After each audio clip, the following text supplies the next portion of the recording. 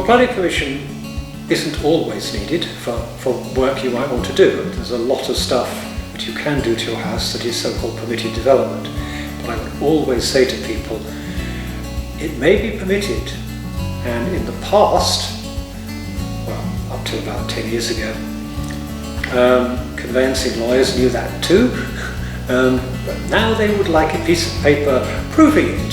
So even if you don't need permission now, first thing I always say is make sure you do apply for a certificate confirming that, because if you don't do it now, you won't remember until you've put the house on the market and it's about to get sold and somebody says, and where's your planning permission? And you think, oh, and I've got to find an architect to get me the plans from way back when, and I'm afraid retrospectively applying is still a permitted development application. It is still going to take the minimum of 8 weeks. So whether it's one of those or whether it's planning permission, the answer is really quite simple. The basics are that in theory, any alteration to a building, any change of use to a building, any extension to a building needs planning permission.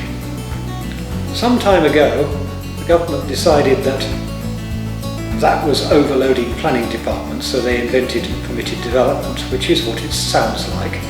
It is a list, a very, very specifically defined list of what works are considered modest enough that they don't impact on your neighbours and therefore don't need you to bother the planning department.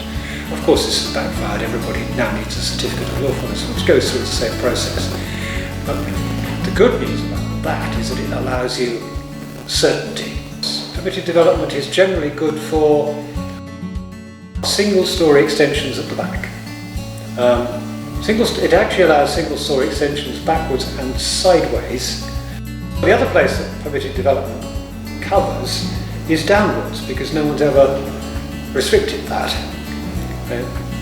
Basement, so you're permitted to dig a basement below the existing house. You're permitted to dig a basement below the permitted development ground floor extension as well. Unfortunately, the moment you want to try and get any daylight into this, you're probably going to dig further out. So in reality, if you want a basement with windows, you end up asking for planning permission, not for the basement. You want planning permission for the light well, because that's what shows to the street at the front. Going back to what is permitted development and what is not, and what works you can do, the simple answer is, if you're doing something inside, as long as it's not a listed building, as long as you're doing something inside your house that does not pass out through, does not extend it or to the outside of it or whatever. So if you're fitting a new kitchen, if you're knocking 2 rooms together, no planning permission is needed, because planning permission is about the impact of what you do on the neighbours. Everybody resents, I understand, everybody resents the need to get planning permission for their work because it's an inconvenience. But it's also what stops your neighbours building a 5-storey purple fir-clad extension on their roof without you being able to stop them. It has its value both ways.